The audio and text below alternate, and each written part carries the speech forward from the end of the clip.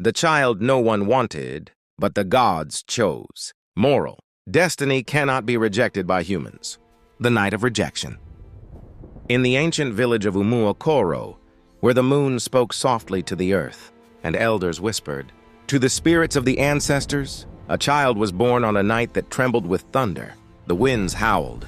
Dogs cried without reason. The sacred Iroko tree bent as though greeting an unseen king. Inside a mud hut at the edge of the village, a woman screamed through the storm. Her name was Adaku.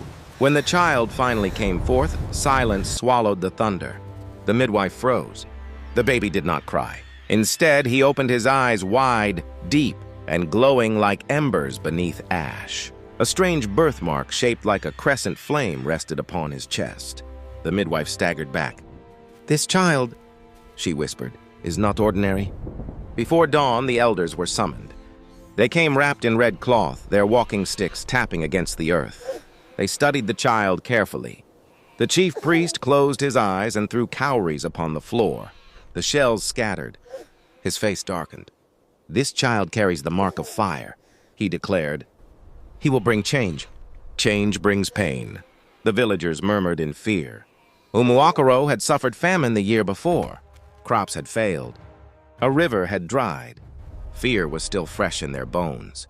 And fear seeks a scapegoat. "This child must not remain here," an elder said firmly, "before he grows and destroys us." Adaku fell to her knees. "He is my son!" But fear had already made its decision. Before sunrise, the child was taken. Not killed, for even fear hesitates before mystery, but abandoned at the edge of the evil forest, where spirits were said to wander. They left him wrapped in cloth beneath a crooked baobab tree. Stronger, radiant, the chief priest bowed his head. "We were wrong." Obina looked at them quietly. "I do not carry your hatred," he said gently, "but I carry your future." Neka smiled. The prophecy had begun to unfold, the return of the rejected. When Obina stepped back into Umuokoro, the wind shifted. The same villagers who once cast him away now watched from doorways in silence. Some wept. Others could not meet his gaze. Adaku, his mother, collapsed at his feet. "My son, forgive me." Obina lifted her gently. "A mother who fears is still a mother," he said. The sickness still lingered in the air.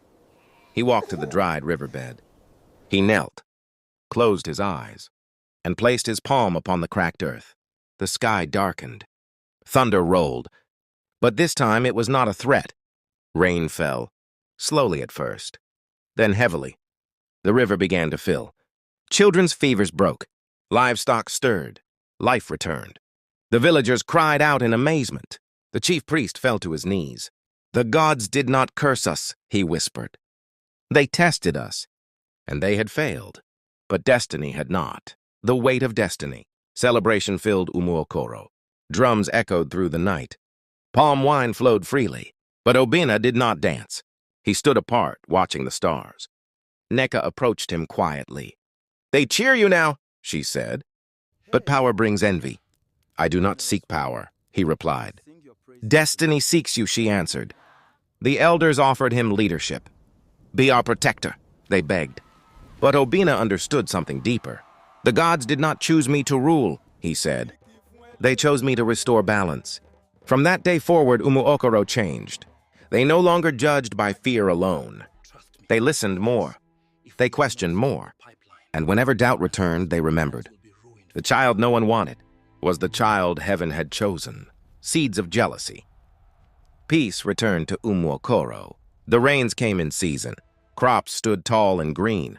The river flowed like a silver serpent beneath the sun. Children laughed again. And at the center of it all stood Obina. Though he refused titles, the people looked to him for guidance. When disputes arose, they sought his wisdom. When storms threatened, they called his name.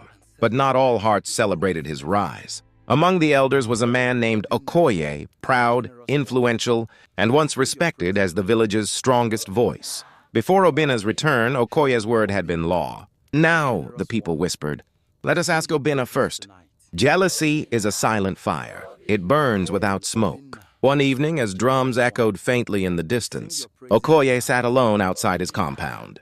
"He was nothing," he muttered. "A rejected child. Now they treat him like a god." His bitterness grew roots. and roots once planted are difficult to uproot. The trial of fire. To test Obina, Okoye gathered a faction of doubtful elders. "If he is chosen," Okoye declared, "let the gods prove it again." They devised a trial, a sacred fire ritual one only the pure of destiny could survive. The villagers gathered in the square. Flames rose high into the dark sky. Okoye stepped forward. "If you are truly chosen," he said loudly, "walk through the fire and let the gods shield you." Gasps rippled through the crowd. Adaku cried out, "No!" But Obina did not hesitate. He looked into the flames, and the flames seemed to bow. Without anger, without fear, he stepped forward. The fire roared. For a moment, he disappeared in its brightness. Then, silence. The flames lowered. Obina walked out untouched. Not a single burn marked his skin. The fire that once symbolized rejection now became proof of divine protection. Okoye trembled. But even miracles cannot heal a heart determined to resist. The betrayal. Humiliation hardened Okoye's heart further. If fire cannot destroy him, he thought, something else will. Under the cover of night, he sought forbidden help from a wandering dark priest, known for twisting spiritual forces. "I want his light extinguished," Okoye whispered. The priest smiled coldly. "Light can only be dimmed from within." Soon after, strange dreams began to trouble Obina. Whispers in the dark, visions of destruction. Doubt crept into his heart for the first time. "What if I am not chosen?" he wondered. The river's flow slowed again. The air grew heavy. Destiny does not fall to swords. It trembles only when belief weakens. The fall of faith. Obina withdrew from the people. He stopped offering counsel. Stopped walking the fields. The villagers noticed the shift immediately. Fear returned. "He has lost his gift," some murmured. Okoye watched with quiet satisfaction. But Neka understood. She found Obina sitting beneath the old baobab tree where he had once been abandoned. "You are not losing your power," she said softly. "You are forgetting who gave it." "The dreams, the whispers," he replied. "Darkness is loud," she said. "But destiny is patient." She placed her palm over his birthmark. It glowed faintly. "You were not chosen because you are perfect. You were chosen because you will endure." Her words cut through the fog in his spirit, and slowly belief returned. The storm of reckoning. That night, the fiercest storm Umuokoro had ever seen descended upon the village. Winds tore through rooftops. Lightning split trees in half. The river swelled dangerously. The people screamed in terror. Okoye realized too late what he had invited.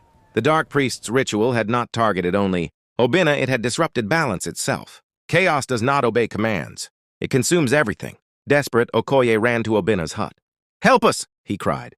Obina looked at him not with hatred, but with sorrow. "Destiny cannot be destroyed," Obina said quietly, "but it can be delayed." He stepped into the storm, raised his hands to the sky. The crescent flame upon his chest blazed like dawn. Thunder cracked not in anger, but in submission. The wind slowed. The lightning ceased. The storm bowed. Balance returned, and Okoye fell to his knees in tears. The confession. Before the entire village, Okoye confessed his betrayal. "I allowed jealousy to blind me," he admitted. "I fought what the gods had already chosen." The villagers waited for Obina's judgment. "But destiny carries mercy. I was rejected once," Obina said calmly. "I will not reject another." Forgiveness washed over the square like gentle rain. And in that moment, the true strength of the chosen child was revealed. Not power, not fire, but grace. The prophecy fulfilled. Years passed. Umuokoro flourished beyond imagination. Travelers spoke of a village blessed beyond measure. The chief priest, now old and frail, called Obina to his side. "The prophecy was never about power," the old man whispered. "It was about transformation. You did not just save us, you changed us." Obina understood then. Destiny is not about elevation. It is about impact. The final test. One evening, Neka grew weak. Her time had come. "Remember," she whispered to Obina, "you were never abandoned. You were prepared." As she passed, the sky shimmered briefly as though the ancestors welcomed her home. Grief struck Obina deeply. But grief did not break him. It refined him. The leader who refused the throne. The elders once again offered Obinna permanent rulership.